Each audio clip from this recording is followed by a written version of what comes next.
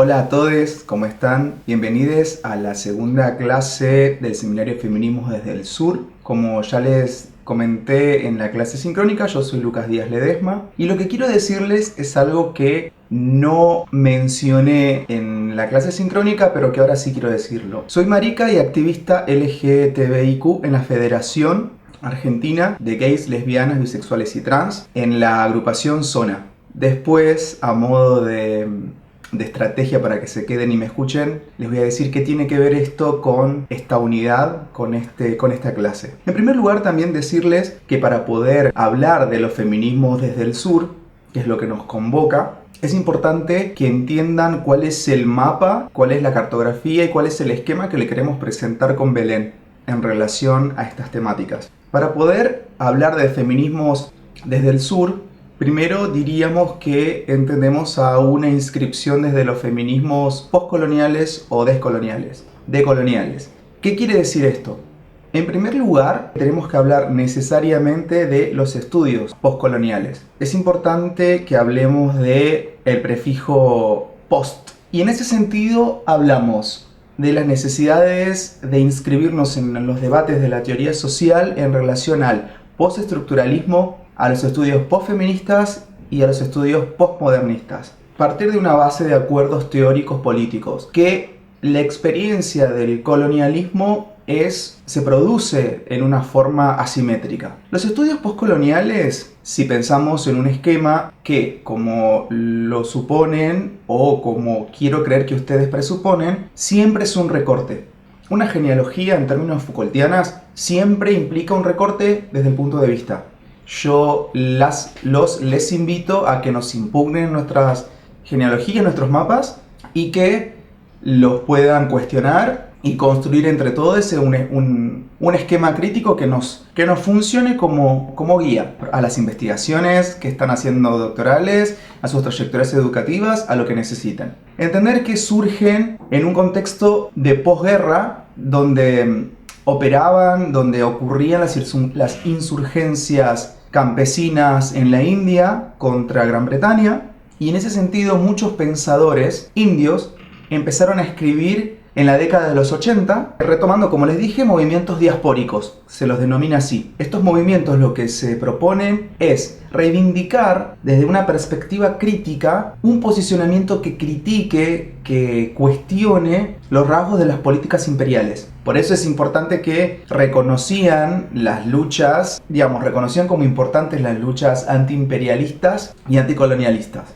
Otra cuestión que es clave, que dialoga directamente con los feminismos postcoloniales o decoloniales, es la rearticulación centro-periferia.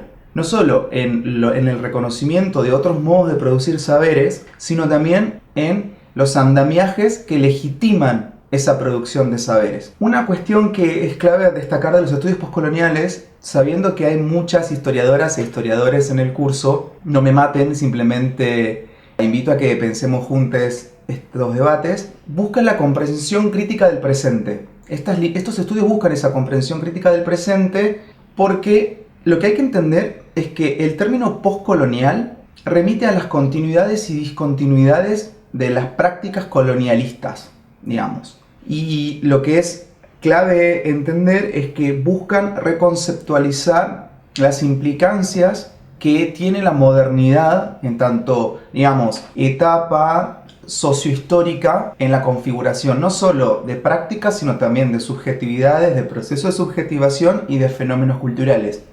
Lo que buscan estos estudios es reconfigurar, impugnar, ser irreverentes también con los lugares de enunciación de la narración eurocéntrica. Entonces buscan esa desestabilización de los lugares a partir de los cuales se conforma el relato histórico. Como dijimos, busca la reconfiguración centro-periferia.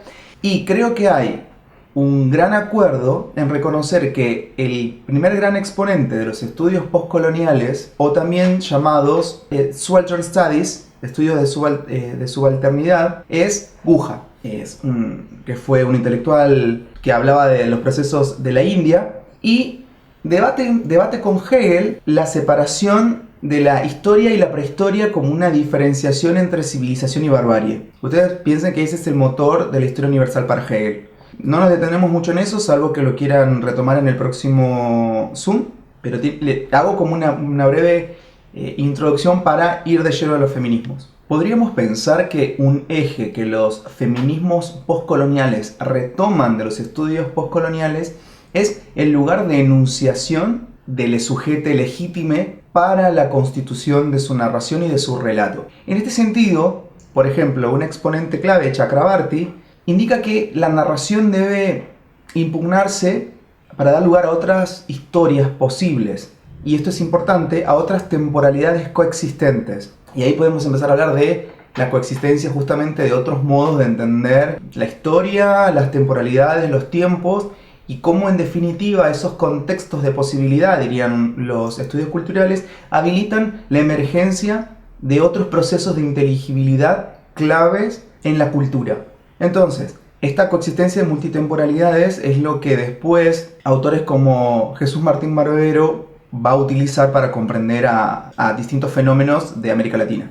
En ese marco, lo que estos estudios se plantean es cómo comprender la implicación de una subjetividad, de la subjetividad de los subalternos, primero con OE, después hablaremos de la SA y de la C, en la tensión entre dispositivos de sometimiento y reducción del silencio y prácticas de subjetivación. Una exponente clave de estos estudios es Guattari Spivak. Es una pensadora que hizo una pregunta polémica que repercutió y tuvo muchas críticas en la academia de los 90, incluso en estos últimos años también cuando tuvo su visita en Argentina. Y hablando de lugares de enunciación, ella dijo, bueno, entonces, ¿puede el subalterno hablar? Entonces la respuesta de ella es no. El subalterno no puede hablar en la medida que no se puede recuperar la voz o la conciencia del subalterno de aquellas memorias que son solo registro de la dominación. Ella hace referencia al silenciamiento estructural del subalterno dentro de la narrativa de la historia capitalista. ¿Por qué? Porque indica que el discurso dominante hace que el colonizado o subalterno sea incapaz de enunciar por sí mismo, necesitando siempre de la mediación o representación de lo que Spivak llama el intelectual del primer mundo.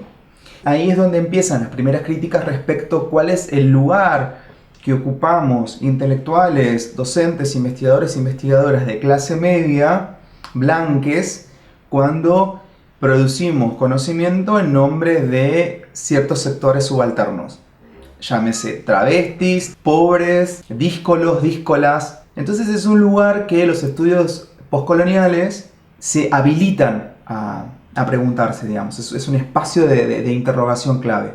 Aclarar que en esta propuesta del seminario entendemos como estudios postcoloniales a los Subaltern Studies, a los estudios de subalternidad. Yo una de las cuestiones que digo para poder discutirlo en algún espacio sincrónico cuando nos veamos. Si el subalterno, según Spivak, no puede hablar, ¿qué pasa con la subalterna? ¿Y qué pasa con le subalterne? Ahí es donde empezamos a preguntarnos por las posibilidades, por las condiciones de decibilidad de les subalternes. Lo que indica Spivak es que la única posibilidad para que pueda hablar el subalterno es que deje de ser subalterno. Es una opción política que implica intensificar la voz y apropiársela, digamos.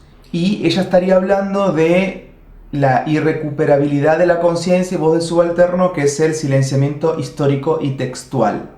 Entonces ahí lo que nos preguntamos, ¿qué cuerpos y voces son legítimas para embanderar un reclamo? ¿Y cuáles son esas condiciones de posibilidad, de emergencia, de decibilidad de los reclamos de les subalternes?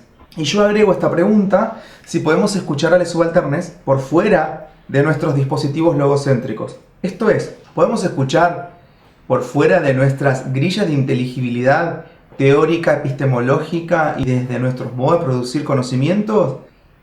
Yo no quiero dar una respuesta, me gustaría que la podamos debatir. Y ¿es posible descolonizar nuestras gramáticas de escuchas e interpelación e interpretación de los subalternes? Los estudios postcoloniales fueron receptáculo de diversas críticas. Las iremos recuperando a medida que avancemos en estas perspectivas. Una de las críticas que me interesa destacar es que el prefijo post insinúa que el colonialismo es una cuestión del pasado y que no se profundiza en la hegemonía global en el presente bajo otras formas de dominio colonial. Esa es una de las principales críticas, por eso el giro decolonial no comulga en totalidad con estos enunciados. Bien, ahora pasemos al famoso giro decolonial o los estudios decoloniales, también polémicos para la academia latinoamericana. Se sitúa a fines de los años 90 y parte de la premisa de entender que la división internacional del trabajo, la jerarquización étnico-racial de los pueblos y las comunidades formadas durante los siglos de la expansión colonial europea no se transformó con el fin del colonialismo y con la conformación de los estados-nación, sino todo lo contrario, estaríamos frente a una transición del colonialismo moderno. Entonces, en ese sentido, denominan colonialidad como una continuidad del colonialismo en el nuevo sistema mundo, digamos. Y reconoce a la colonialidad y a la intervención de la raza como precondición para comprender el orden mundial moderno. Uno de los principales exponentes del giro decolonial es el sociólogo peruano Aníbal Quijano, gran maestro de Rita Laura Segato. Y una de las cuestiones que él expuso es que el sistema mundo moderno se organiza justamente por la colonialidad del poder. Ese es un primer término que quiero destacar, constituida o caracterizada por el capitalismo y el eurocentrismo. Estos estudios hablan de colonialidad y no colonialismo para hablar de estas continuidades históricas entre temporalidades coloniales y los postcoloniales, ¿no?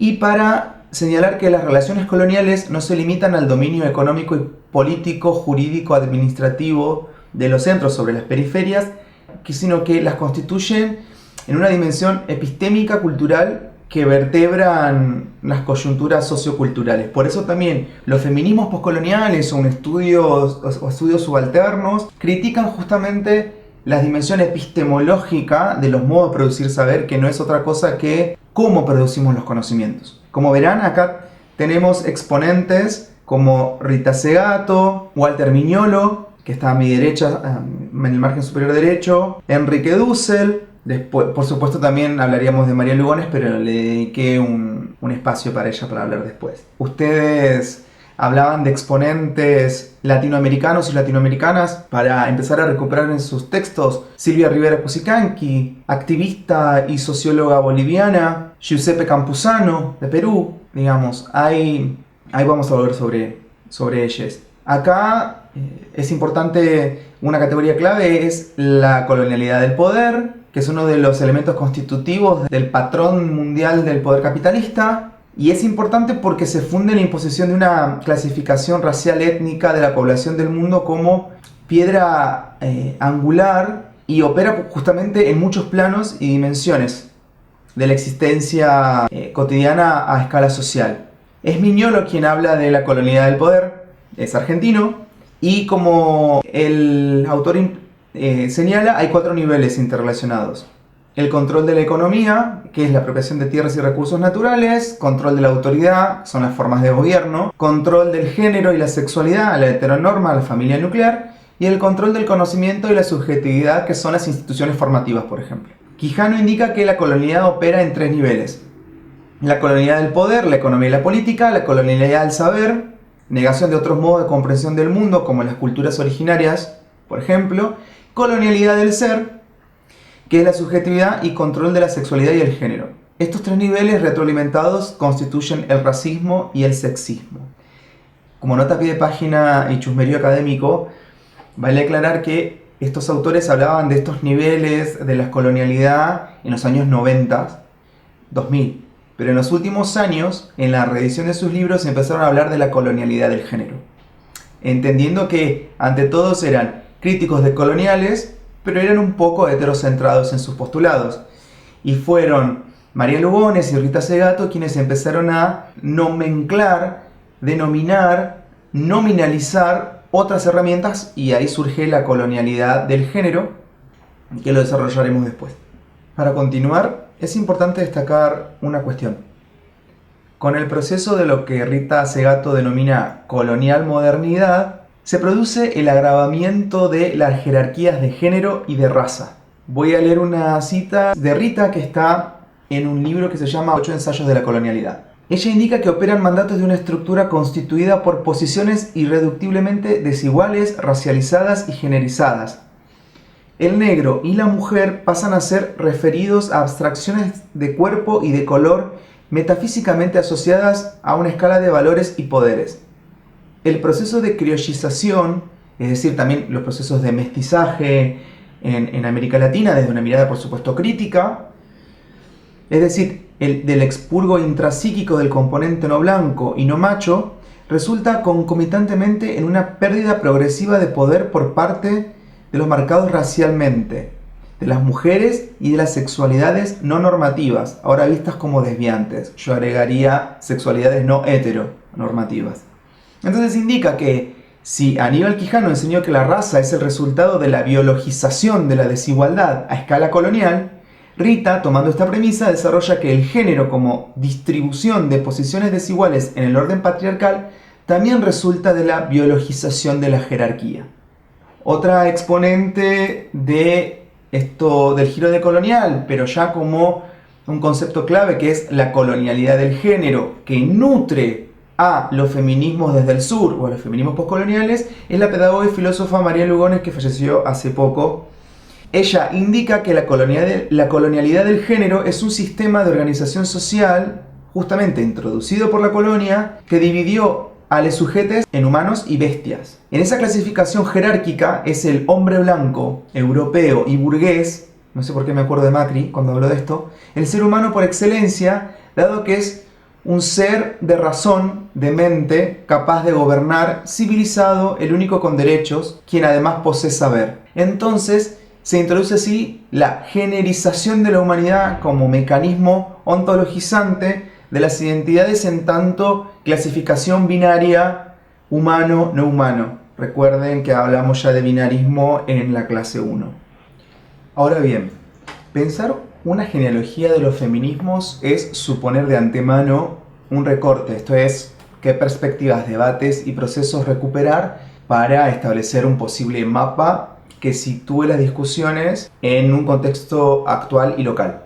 En primer lugar, partimos siempre de entender que es imposible hablar de un feminismo en singular, dadas las trayectorias y vertientes que aportaron a las agendas y la teoría social en este último tiempo. Por eso hablamos de feminismos en plural. Incluso, esta clasificación que seguramente ustedes conocen como feminismo de la primera ola, de la segunda ola, tercera ola, o posfeminismo, o la famosa cuarta ola, también es una clasificación que lamento decir que desde mi punto de vista es hegemónica.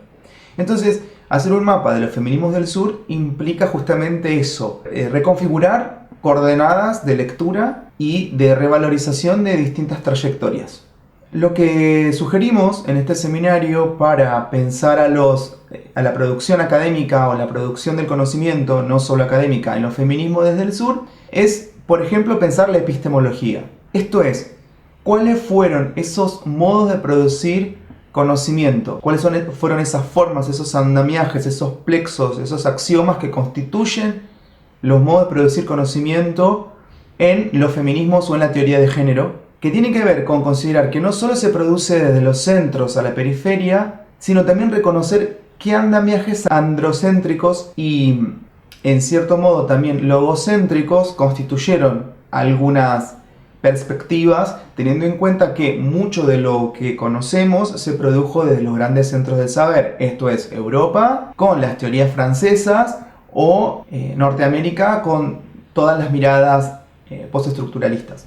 Otro aspecto clave para tener en cuenta para pensar los feminismos desde el sur podría ser esta crítica a una única agenda feminista, esto es, establecer qué otras luchas posibles son susceptibles de considerarse por las lógicas de audibilidad otras, teniendo en cuenta los aportes que hablábamos de Guattari Spivak. Por ejemplo, los reclamos de mujeres indígenas, reclamos de trabajadoras sexuales, reclamos de aquellas voces no académicas que no pudieron acceder a estas lógicas de audibilidad con efectos de resonancia mucho más amplios, que por supuesto que ciertos enclaves de privilegios se tienen cuando se acceden a la academia, ¿no? Otra cuestión que es fundamental también es comprender que no solamente el sistema sexo-género, que lo vimos en la clase 1, es la clave que nos permite comprender la opresión y las desigualdades de minorías o mayorías. Y otra cuestión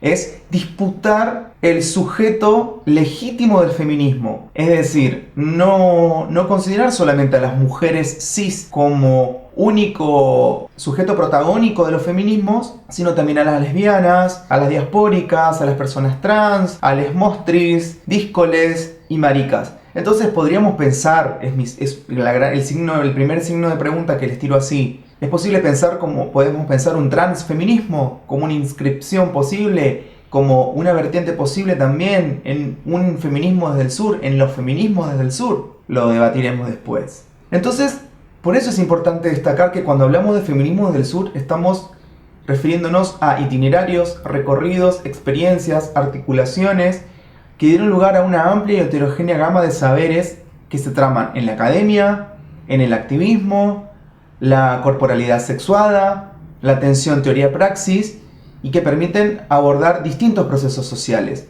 Por eso abrí el video diciendo que además de doctor en comunicación, investigador, docente, etc., soy marica como mi identidad política y también activista. Entonces, una de las cuestiones que acuerda, por ejemplo, Mariana Alvarado, una investigadora inscrita en estas líneas que venimos abordando nosotros, señala la autorreflexividad o el autorreconocimiento como un enclave obligado para pensarnos como feministas postcoloniales, en reconocer cuáles son nuestras diversas inscripciones desde las cuales nosotros producimos lo que decimos.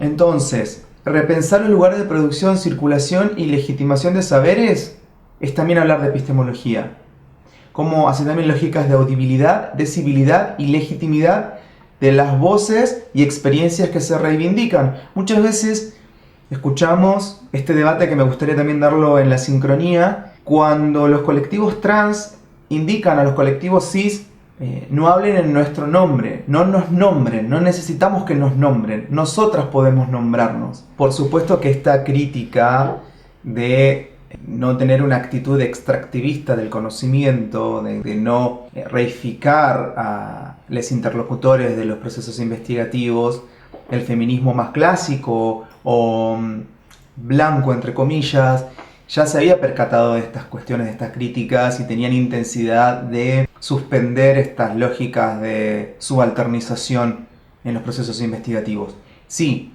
pero me parece que estas condiciones de producción del trabajo académico en intersección con el activismo y demás prácticas de procesos de producción de saberes es algo que siempre se tiene en cuenta cuando se habla desde los feminismos desde el sur.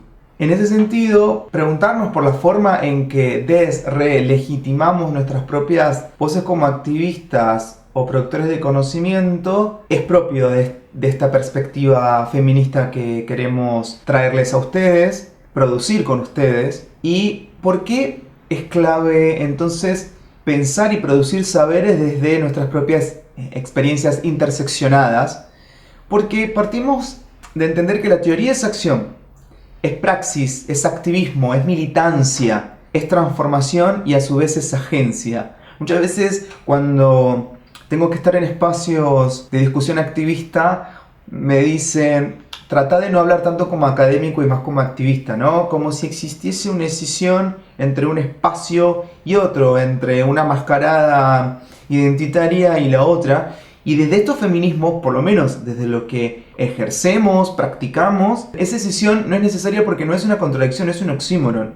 Justamente por eso, porque la teoría es acción, es praxis y es activismo, y porque producimos teoría justamente desde nuestro quehacer cotidiano como activistas. Otra cuestión que los feminismos desde el sur retoman es la centralidad de lo local como intersticio para pensar, actuar y teorizar, lo mismo que los estudios de subalternización o poscoloniales. Y una cuestión que también es clave tener en cuenta, que estos feminismos apuestan a una crítica que examine los regímenes de producción y de representación de los signos. ¿Por qué? Porque significan las complicidades de poder entre discurso, ideología, representación e interpretación. Los feminismos desde el sur buscan cuestionar permanentemente andamiajes conceptuales sobre los que se cimenta una epistemología blanca, androcéntrica y colonial. Además, se considera que el racismo y la colonialidad son constitutivas de las relaciones de género, distinto de un feminismo más blanco, entre comillas, o debates más dominantes de un feminismo, o más instalados o más legitimados, llamémosle así, que comprende que las raíces de todas nuestras desigualdades es el sistema sexo-género y que la erradicación de la opresión sexista terminaría con las demás formas de dominación,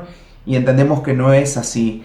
Y siempre pongo el ejemplo, ya que soy oriunde de Santiago del Estero, que las lógicas de opresión que constituyen los itinerarios experienciales de una mujer cis pobre de Santiago del Estero no son las mismas que las que vive una mujer blanca de clase media de los grandes centros urbanos, que pudo acceder a otros capitales simbólicos y materiales en términos bourdianos. Y esto no se trata de hacer una jerarquía de victimización o de privilegios, ¿no? Porque entonces pensemos, ¿quién tiene más privilegios o quién es más oprimido? ¿Un negro pobre o una mujer blanca? Me parece que en realidad lo que tenemos que pensar es cómo abordamos ciertas escenas para poder pensarlas, intervenir en ellas y construir desde allí propuestas de transformación o de agencia. Yo quiero dar por terminada esta parte de la clase para desarrollar en la sincronía una herramienta que me parece que es clave para pensar estos procesos, que es la de interseccionalidad. Una categoría que no es propia, por supuesto, de los feminismos postcoloniales o desde el sur, pero que sí nutren muchas perspectivas desde las cuales se trabajan en estos espacios, en estas junturas, en estas espacialidades. Cualquier duda o consulta, vamos al foro o las discutimos en los espacios del seminario. Muchas gracias.